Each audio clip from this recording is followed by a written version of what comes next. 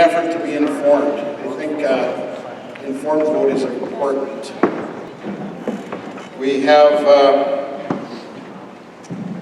everyone has a right to vote, but just because we have a right to vote doesn't mean we necessarily should if we really don't know what's going on. So I'm glad to see that you're here getting informed and finding out what the issues are. There are candidates' pamphlets on the other side if you're interested in picking up any of those after.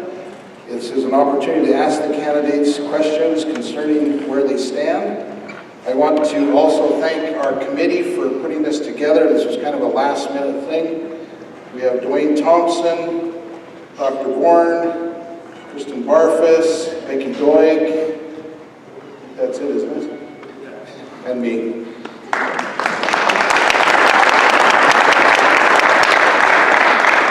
We also want to thank Mr. Ryan O'Neill and his wife for the sound system and setting that up this evening. And Catherine Kai is recording this, and it will be posted on Magrath Forum at a later time for anybody that wants to view it or that couldn't make it here tonight.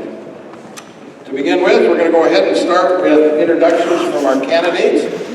We will let them introduce themselves. They have a couple of minutes, and go ahead.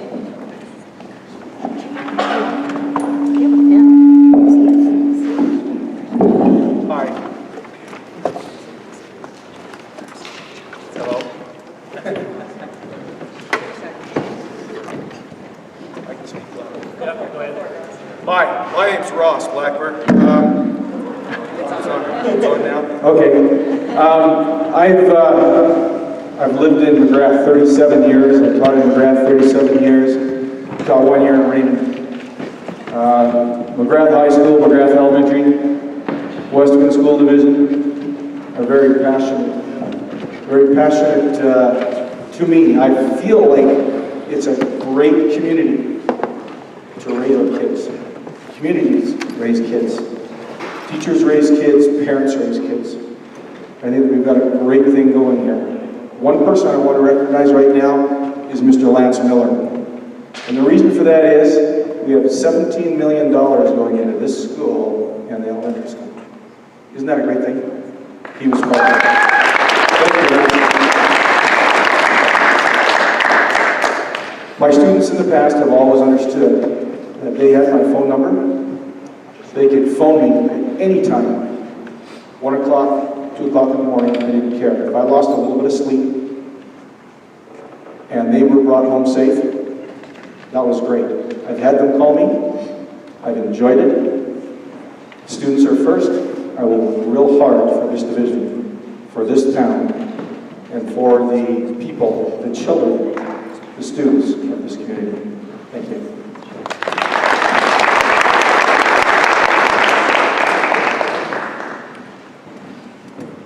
Good evening, I'm Lisa Foggin. I first of all would like to thank those of you who are here for coming out to learn a little bit more about the candidates, and I am truly appreciative of this committee putting this forum together. It is very important to be aware and involved, and I am interested in being involved because I appreciate this town. I've lived here for 5 years, but both of my parents grew up here. And I spent a lot of my growing up years visiting grandparents, and I appreciate the history of Magrath, and I love it here.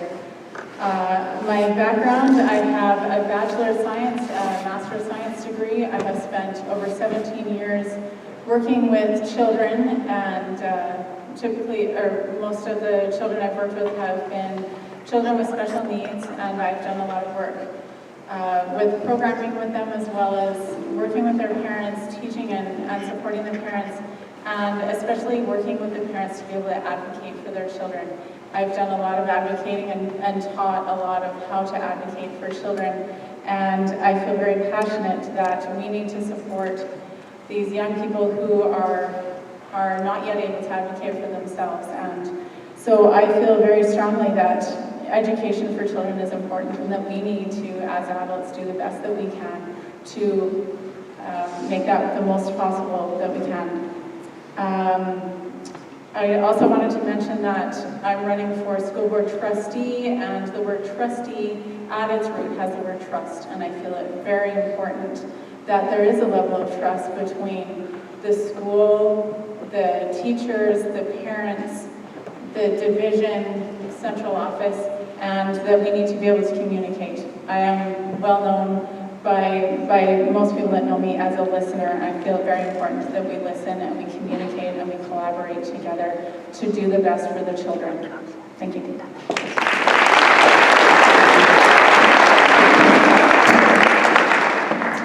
Ladies and gentlemen, my name is Scott Wolsey. I'm grateful to be here tonight. I especially want to thank those who have organized this forum.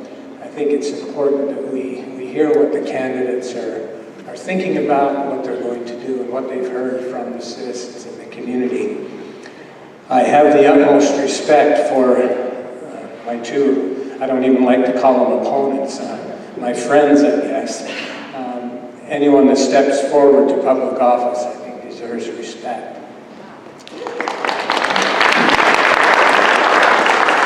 I also was interested in our meet and greet at the Curling Club. Ross and Lisa and I got together at a point, and we made a commitment to each other that whoever won, whoever was successful in becoming a school board trustee, that we would meet together as a group and talk about the concerns that were brought forward to each of us. So I think that just shows we're all willing to help in the school division. A little bit about myself. My wife and I have lived here for 21 years. We've raised our children here in Magrath. All of our children have attended school in Magrath and received a great education.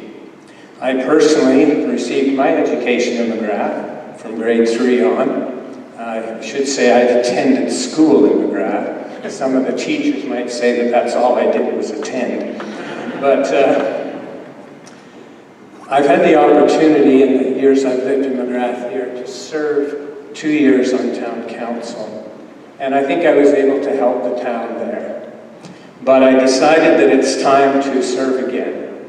So I'm serving here in the town again, this time as school board trustee. You might ask why I want to be a school board trustee. As I've watched social media, I've kind of asked myself that question too. Why would anyone want to go into the fray? But it's my choice to do that, and I hope that I can represent you well. Thank you.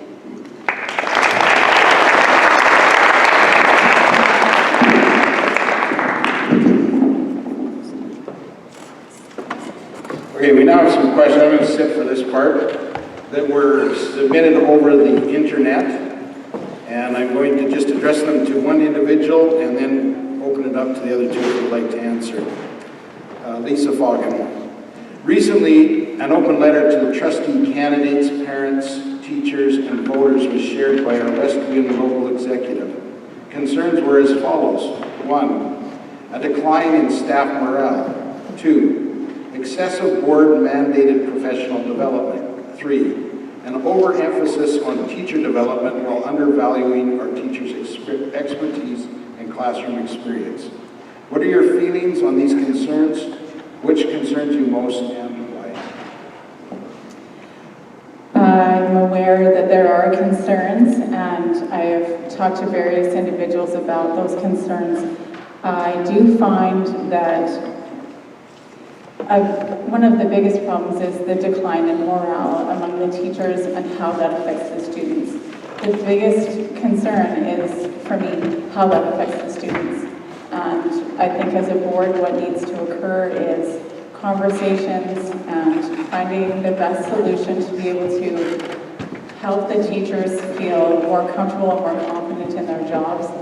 And I think that one of the most important things that needs to happen is communication, understanding what the concerns are and how the board can help in that situation. There has been a lot of discussion about this between the ATA, the teachers, and the division, and I believe that there are already some things trying to be addressed, and there is definitely more that can be addressed on that issue to help the teachers to be a little happier in their jobs so that it will reflect to the children that the most important thing is they enjoy education and coming to school. Black Mariners are looking to review. Thank you for that. Thank you for that question. I've read that open letter from the ATA representatives, and I've also read the response by the school board. And if you haven't read that, either of those, the school board response, I recommend you go to the Westwood School Division site and read that, because they say a lot of good things and a lot of interesting things. As I've talked to teachers and parents and others, definitely there has been a concern about teacher morale. And one of the things that I've gained from talking with those people, especially the teachers, is that they feel that maybe they're just not being listened to enough. That maybe they're not able to make enough decisions regarding what they do in the school, and that their expertise is not being used. As far as the instructional hours, I had a very interesting conversation with a teacher, and we talked about the instructional hours, the PD days, and his comment was that he wasn't so much concerned about the amount of PD days because he saw value in them. His concern was the content, that he seemed to think that maybe the teachers could decide what's going to go on at those PD days and have that input taken into consideration. Teachers' expertise is absolutely necessary. They've been there, they're in the trenches. Thank you. Morale. Morale is very important. Anyone who says it isn't is wrong. Anybody who's coached a volleyball team, a basketball team, a football team, we're a team. People need to feel like they're needed. It has to occur. I've never seen a team that had terrible morale win anything. We need to be together. We need to be able to talk about it. And if by talking about it you're a bad guy, that needs to change. We need to be able to step up and say, all right, what can we do to change? As a counselor, I was a fixer. I wanted to fix things. I wanted to make it better. I think many times we can make it better, but everyone has to be able to be listened to. Everyone has to be able to feel like they can make some sort of a decision and move forward from that point.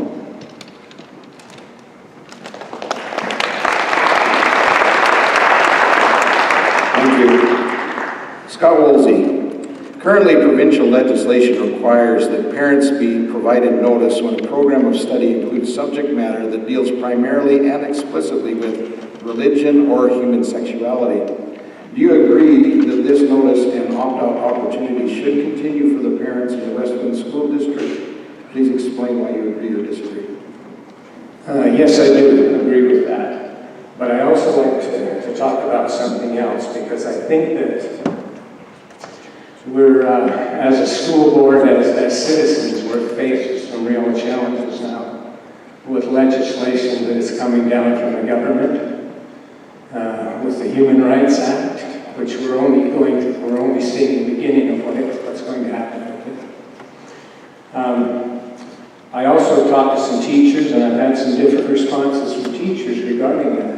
And I asked them specifically, I said, if a young person comes to you, a grade 10 student, comes to you and says that they're gay, but they can't go to their parents because they feel they'll be kicked out of their house, what would you do?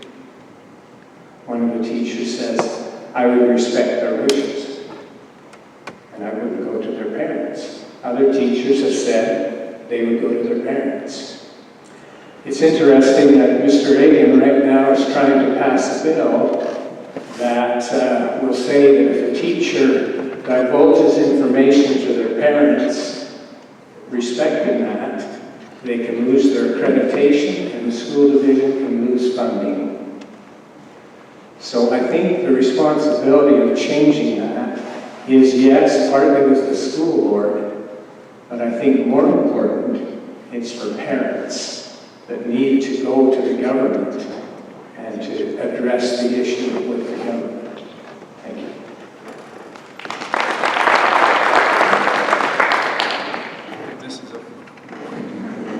This is a very, very difficult subject. This is legislated by law. We can't go away from what the provincial government says. That's simple. What's right for the student, what fits all, doesn't always occur. We don't necessarily have to deal with gender. We can deal with an individual, the parents, find out what's happened to this student, and they can come back hurt the students, sometimes physically. We have to be very careful. We cannot take a blanket and say it's for everybody. We need to step up and say, this is what we need to do for this student, and this other student who's right next door might be a little different. But to say one size fits all, we have to be very careful there. Thank you.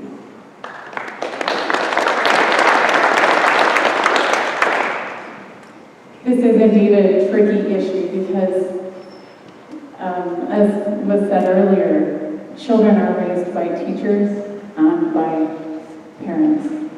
Teachers are very much involved in a children's life, and sometimes children feel more connected to a teacher than they do to their parents, depending on what the situation is at home and what kind of challenges they're facing. And sometimes a student will entrust a teacher with information that they wouldn't take home for whatever reason. However, the decision, according to what the province is trying to put through with the Education Act at this point, is a break from provincial law, from federal law, from international law, as far as cutting the parents out of the picture.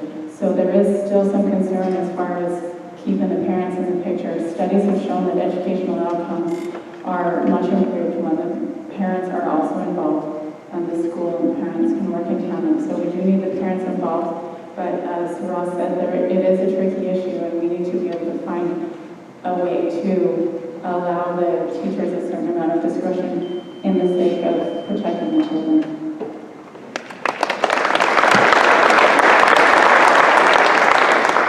Thank you. I agree with you. I don't think one size fits all. I do think we have some issues in governing, and the next question is a bit of a follow-up to that just came in. How do you plan on standing up to Minister Egan? To the school minister, what's his name? Egan? Standing up for the rights of the children of Magrath and Westwood will be very, very important. Standing up to the point where the board is suspended, one person comes from Calgary, Edmonton, and decides what's going to happen in Magrath, would simply be wrong. You have to live within the law. You have to negotiate. You have to talk to people. You have to move ideas forward. But the law is the law, and to go so far as to lose a school board, I think that would not be in the best interest of Westwind and Magrath.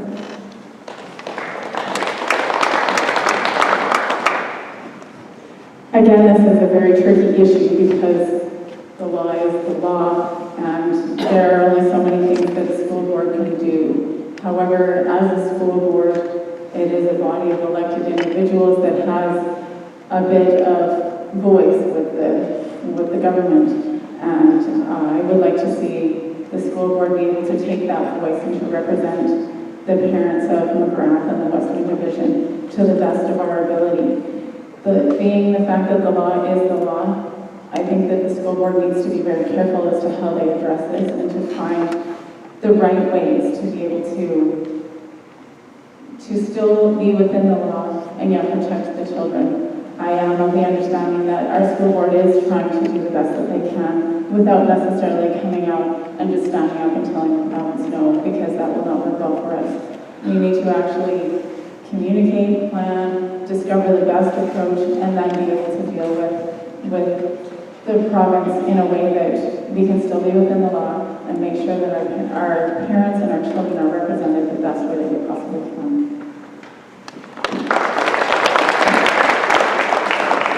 I agree with both Ross and Lisa, because I think we, as Ross said, to have the government appoint a school board or to appoint someone to come down here and govern the Western School Division would be a disaster. It happened in Calgary. One board went against the government. The board was dismissed or fired, and there was an appointment made to govern that division. So, but I want to talk about something because there's a policy in the Western School Division that talks about communication to parents. And I think this is an important part of this, because we know that if a student comes to a teacher and divulges something and that teacher is not able to go to the parents, the teacher is given the authority and has the responsibility to guide that student to a counselor or to encourage that student to go to their parents. And if that student has enough trust in the teacher to talk to them about this, perhaps he or she will have enough trust to go with that teacher to the parents, or to go with that teacher to the counselor, so that the parents can be informed.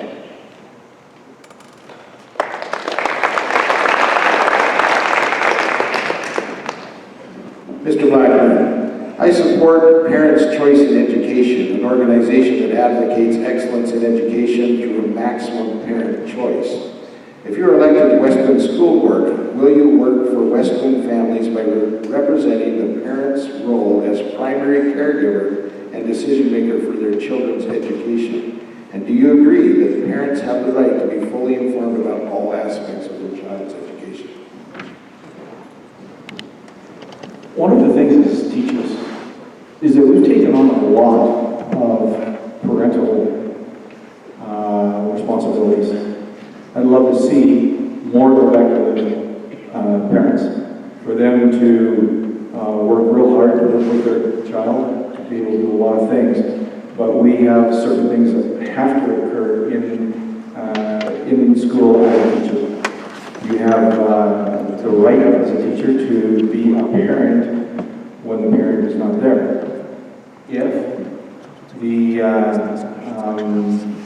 If you're in a situation where things need to go back to parents, where parents have to make decisions, the right of the parent is greater than the right of the teacher.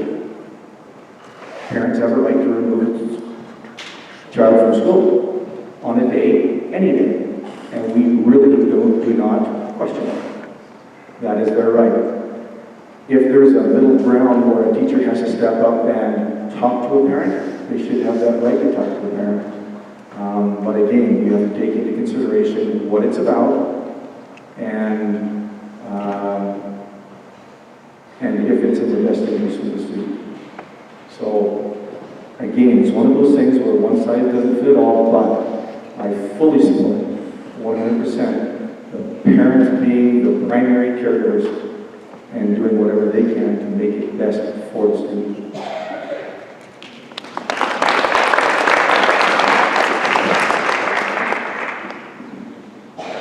I absolutely agree with Ross in the fact that parents are the primary caregiver.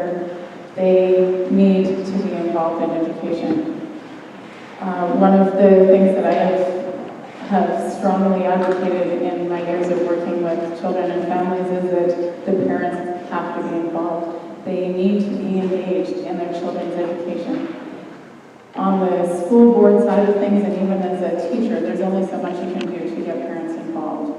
However, any parent that chooses to be involved, I would want them to be as involved as they possibly can be, so that there is that tandem effort between the school and the home to encourage the children's best possibilities for learning, development, and an overall most effective education that they can gain. So indeed, the parents need to be involved in that aspect. As Ross said, there are times when perhaps a teacher needs to use some discretion, but those times I would hope that the teacher's discretion would still encourage the children to go home and talk to their parents. But sometimes the best thing that a teacher can do is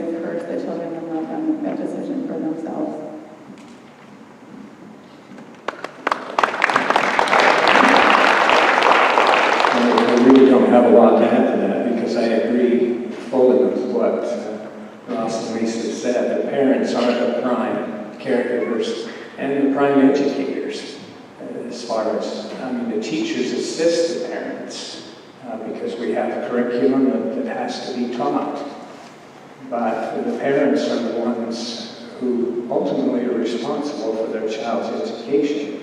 And we as a school board, I shouldn't say we, but a school board definitely has the responsibility to make sure that that child has the tools to get a good education, and that is, of course, the teachers and the curriculum to teach.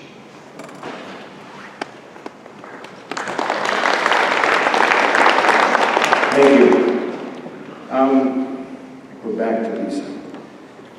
What is your vision for the new combined school community library? What would it take to implement that vision? That is a good question, and I assume it will come up in the next forum as well. I think that the plans that have come about as far as this Magrath project in the school here is a fabulous one, and being able to pool the resources to create a facility that will serve so many people. I think that the plans for the library in the school will provide a fabulous library and a fabulous resource of information for not only students but the community as well. There's still a lot of discussion that will be had as far as the library goes, and I would be more than happy to be a part of that discussion, included with not only the school board but the town as well, to make sure that we serve the needs of everybody, so that there is safety for the children during the day when they're in the library, and that they're able to use and access the library as appropriately as they can, as well as allowing the public to be able to use the library, and there needs to be a lot more discussion on that.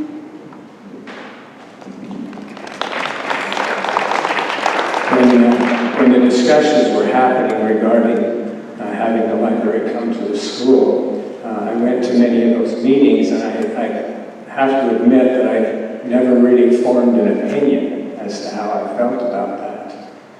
But now that it's happened, I think what needs to happen is the school board, the school division, and the town need to work very closely together to make that the best library in Alberta. I know there were concerns brought up that, maybe should we have adults going into the school? Should we have children seeing things that maybe they shouldn't see? But they get that in the public library. They get those same types of things. So I would just hope that we can go forward. And I think there's more to this, because if we look at what's really happening, we're going to have basically a community center in the school too. And I think having that and the theater, they all go hand in hand with the community and the school working together. If I'm on the school board, that will be something that I deem to be very important, is that we work together with those things that we've established now and make them successful.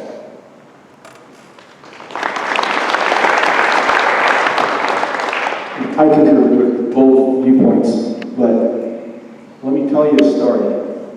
I was at Olds High School, and for a visit. I went and talked to a lady. She was about 85, walking down the hallway.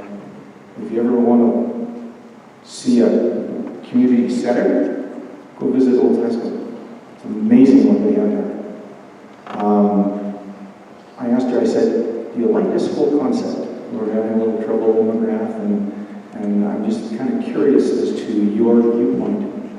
And her comment was, to begin with, I didn't really know what to do.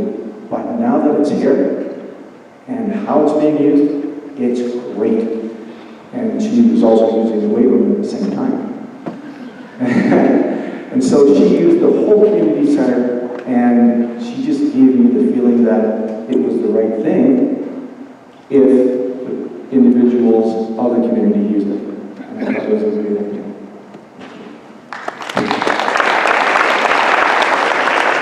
Thank you. Mr. Blackburn, what is your stance on provided gifted kids programs, for example, international baccalaureate or advancement placement?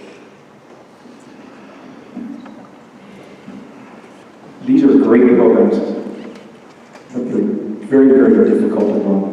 Very, very difficult. In fact, if you take a look at LCI and Winston Churchill, they both run two different programs that are the same, essentially, but they're IB and it's very difficult to have something here in Magrath. Raymond tried to run something, and it just hasn't gone nearly as well as they wanted it to, in my opinion. Because you don't have a student population. But an IB program would be great if your curriculum changes. And it's great to have those classes go toward a college or a university, and it would be wonderful. The biggest problem is the college university will not accept some of those classes. And as an example, my daughter-in-law came from the University of Nebraska, and she lost almost 3/4 of the year going to the U of A. She lost every one of those. They wouldn't accept them. So there are some good things with it. You can move forward. It's a really good idea, but we just have to be careful. We don't want to hurt any of our students.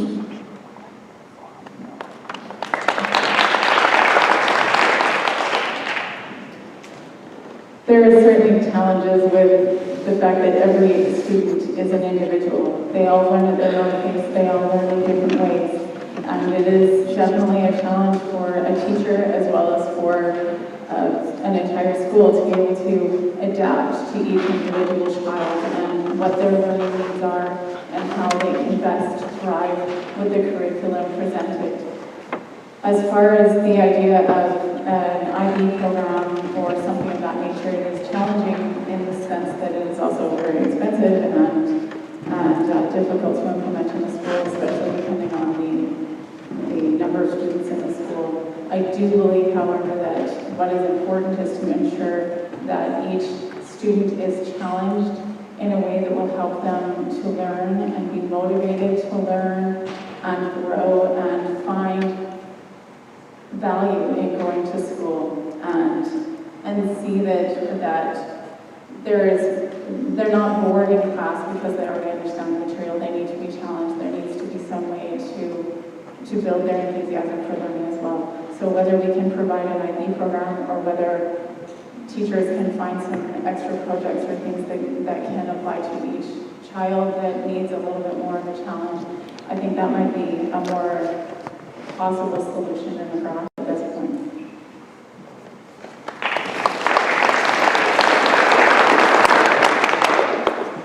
Those programs would be great to have in the school, but as Lisa and Ross have mentioned, they'd be very expensive to have. There would be additional training that would have to take place with the teachers if they're to teach those, or if we had to hire others to come in and teach those programs. But I think we're missing something. Right back behind the gym here, there's a really nice building called the Career and Technology Center.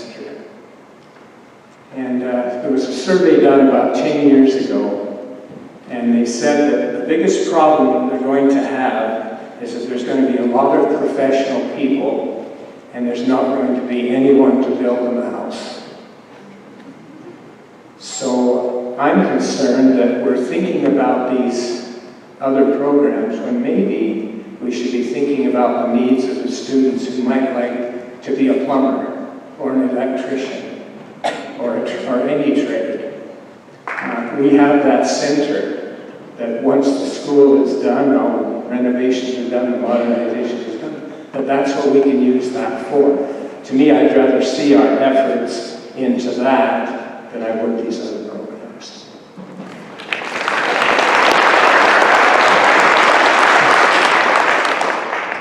Thank you. Mr. Woolsey, how can the coding process be sped up? It takes about 6 to 9 months for a child to be seen, and in the process, is way behind in the social work.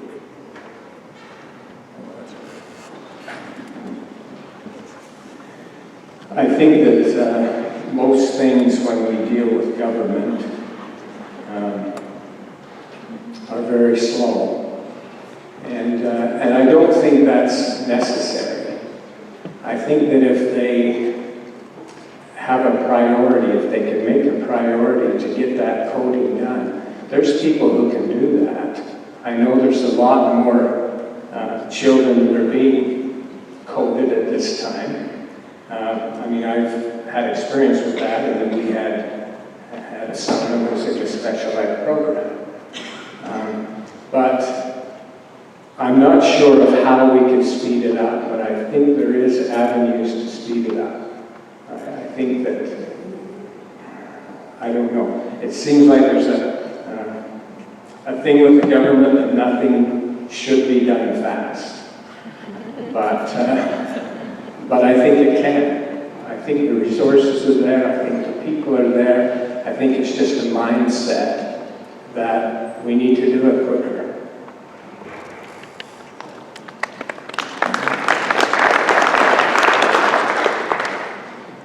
There's a lot of aspects to that particular concern. There's parents involved, there's government involved, there's doctors and diagnosis involved, there's the school division. There's so many things involved with being able to get coding and therefore funding and services for a child.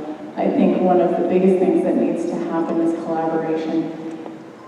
Parents need to be involved in that decision. They need to be seeking out the diagnosis, and they need to be the child's best advocate. It's exhausting and it's difficult for a parent to do. But the more a parent is involved and seeking out that assistance for their child, the quicker things can happen. It doesn't mean it's fast, but everyone needs to be involved, and it needs to be a collaborative effort to do the best for the child. And in the meantime, hopefully the teachers of the school are also involved and doing their best to help the child and support them in their needs until there can be an answer.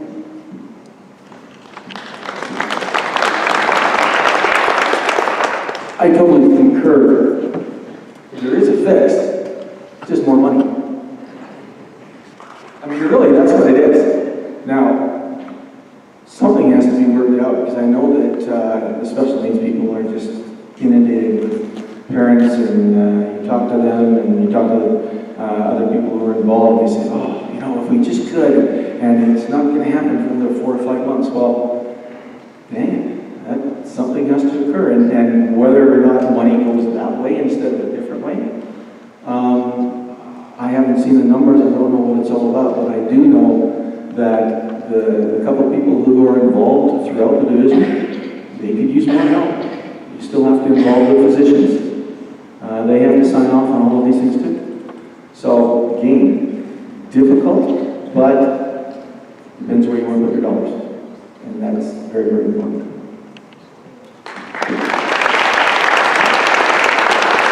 Thank you. I'm going to open up the mic now. If there's anyone that would like to address the candidates, there is a mic here. We'll give a few minutes. If nothing happens, I have a couple more questions, but anyone that would like to address the candidate, please just step forward and ask your questions.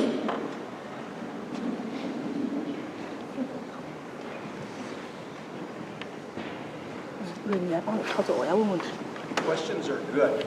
Okay? Questions are good. Don't be afraid. Please don't.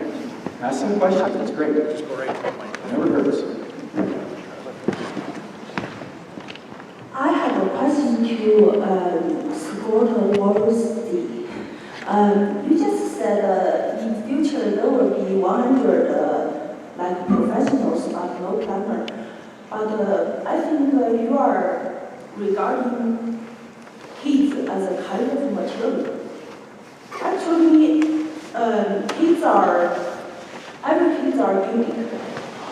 If his or her talent is to be a scientist, but the society needs more plumber, does it mean he or she has to be a plumber?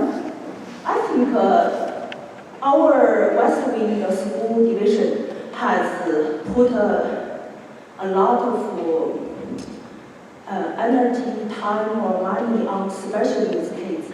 But as I know, there is none program or even funding for gifted kids at all. They don't use code 80. That's for gifted kids.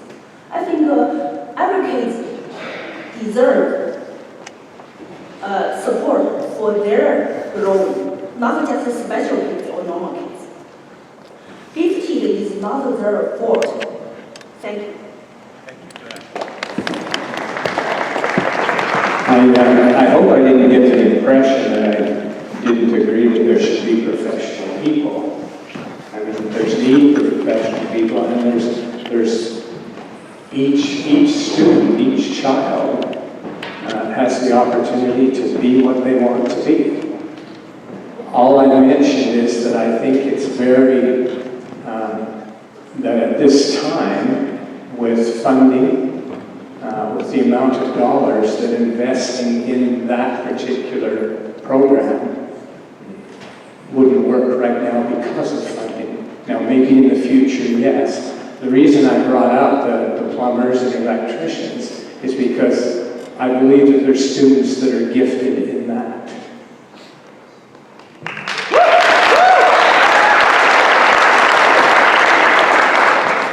That I think it's important we look out for them as well as everyone. I mean, every student is gifted in some way.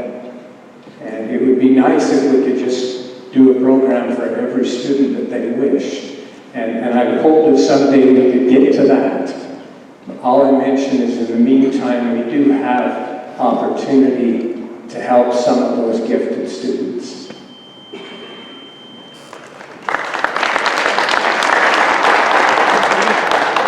So this is kind of right up my alley.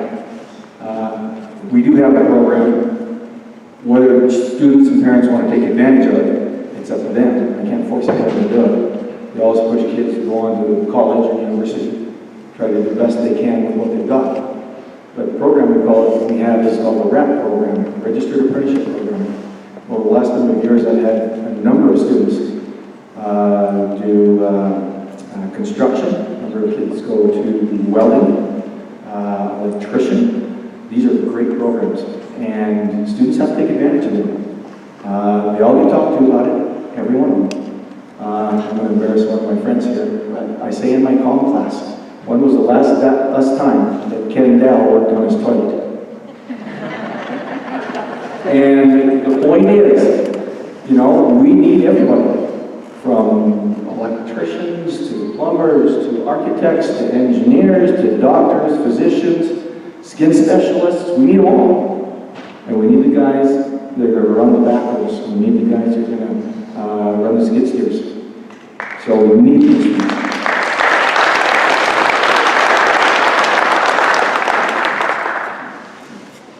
As I said before, I feel like every child has their own way of learning and their own needs, and it is a huge challenge for teachers to figure out how a child learns and what's the best approach, and then to be able to adapt that to a room full of children that are all unique and different.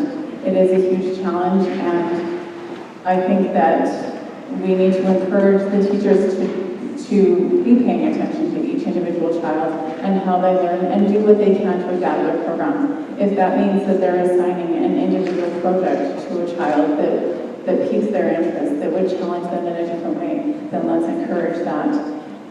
We need to make sure that we're also addressing the curriculum for all of the students and making sure that they're all learning the basics as well. And hopefully teachers are able to meet the learning stats of each child so that they can learn that the best that they can. But we do need every kind of learner, we need every kind of talent, and we need to foster that in every single child. Thank you. Are there any other questions from the audience?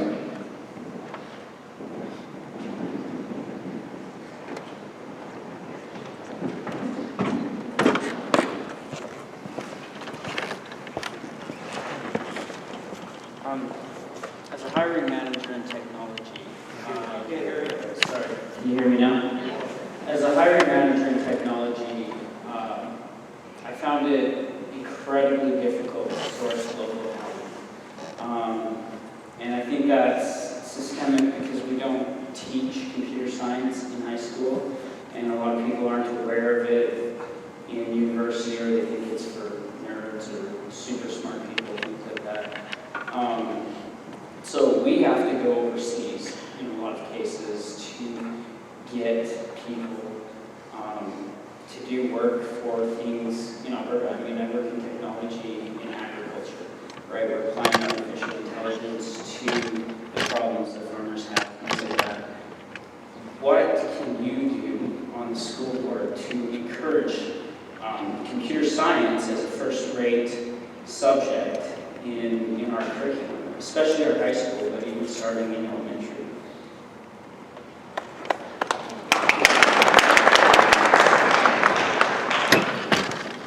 Thank you. I think that's a great question because it's very applicable locally, and I understand that with this whole Magrath project and all of the improvements that have been done, the elementary school is now much more equipped than it ever could have been with technology. There is a whole new level of technology in the school now, and I believe that there is more coming down the pipes for the high school. I'm not exactly sure what the whole plan is, but there is a whole new level of technology that sadly I can't even process all of it because I'm not as technologically based, but I know that there is definitely technology on the radar at the school. I would, as a school board member, certainly encourage that technology be used because that is obviously a direction that the world is going in, and any type of resource, anything that we do is going to be more technology based. So hopefully that all of the new technology that's been brought into the school will be well used by the teachers to program that for the kids.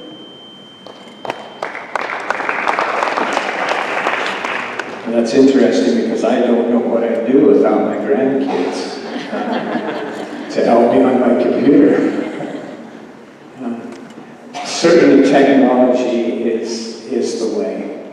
I mean, if we, and you bring up a good point, Rio, is that sometimes we have to go overseas, but I think as Lisa mentioned, with the improvements in the school, and I don't think there's anybody in the Western School Division that doesn't think that technology is important. And I know as a board, as I've talked to board members, they feel that that's very important. So as a board member, I would certainly push for that technology to be forefront, right from a young age, right through till graduation.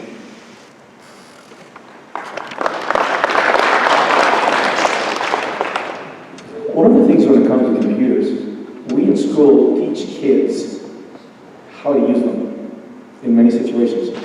We don't necessarily teach them about computers. And that's a whole different ballgame, and I would love to see us do that. My son Mitchell, who went to the States to go to school, his biggest complaint was, Dad, I could use a computer, but I never learned how it worked.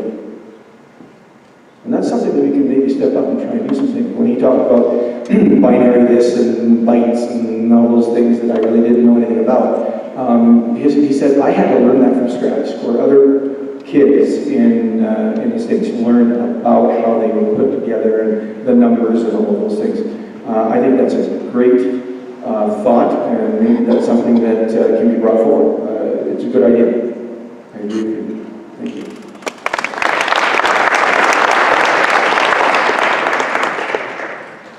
So our time is done for the school board. We're going to give each of the candidates another minute and a half for closing remarks, and then we're going to go to the town candidates.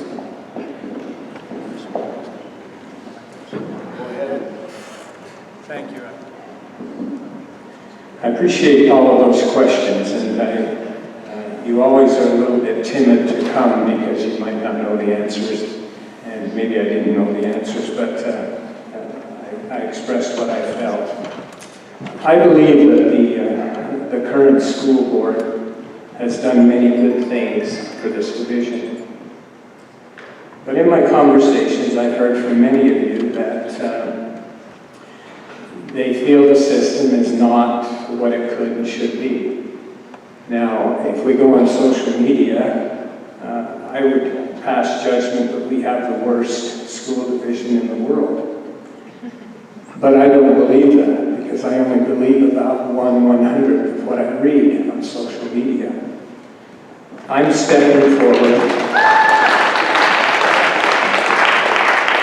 You probably noticed that you will never see a response from me on social media, and that's the way it will be if I'm a school board trustee. But you'll have my phone number, you'll have my email, and you'll have me. I got an email the other day asking 5 questions of me. I emailed the individual back and says, I would love to answer those questions, but I would prefer to come and talk to you. I said, it's your choice. I can type them out and email them to you. Fortunately, they said, no, come talk to me. Well, that was about 8 o'clock. At 11:30, we finished the conversation. But that was one of the most valuable conversations I've had thus far, because we discussed many, many issues regarding the school division. I've served on enough boards to know that the ultimate responsibility and accountability for the success of an organization rests with the board. They are the policymakers and the governing body. And I want that responsibility and accountability for this division. Thank you.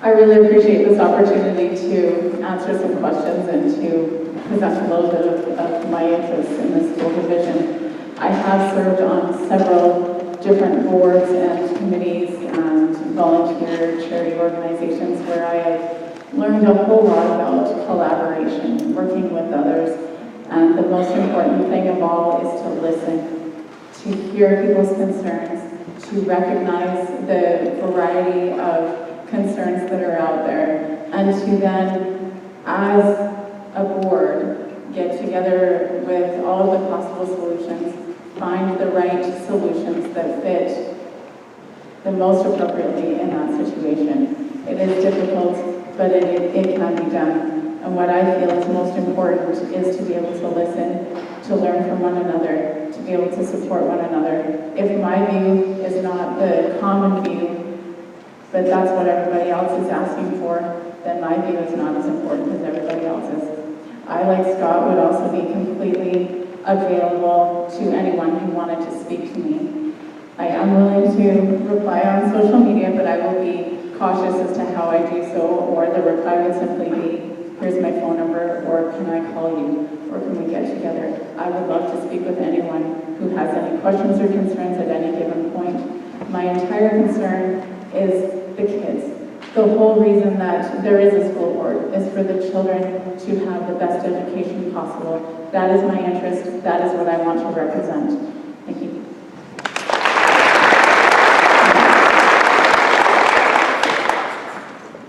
I've been in Western a lot of years. I was here at the beginning, the start, and I've seen the ups and downs and good things and bad things. The biggest thing that I want you to know is that Raymond, Magrath, Clarkston, Sterling, and you know this, they're different. And we in Magrath are unique. I like what we have here in Magrath. I see what other towns have and some of the issues that they deal with. I like it. I'll push for Magrath. It's a regional thing, and yes, I will work real hard for Magrath. You won't see me on social media. As a guidance counselor, social media is not a good thing in some situations. Used properly, like everything else, it's great. But I got to see the other side. And some of it, none of you would ever want to see. Let's let's make sure Magrath is strong.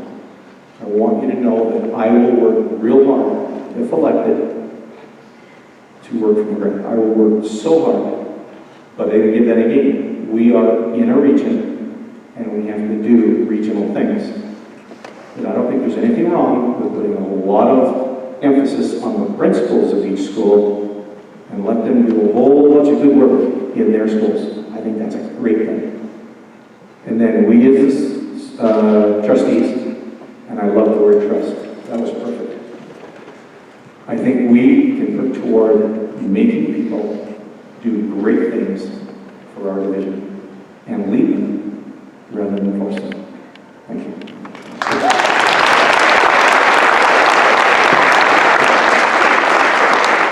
Thank you very much. We really appreciate you taking the time to run, sacrificing time for your families, jobs, etc. And we really appreciate what all of you have to offer. Again, thank you for attending this evening.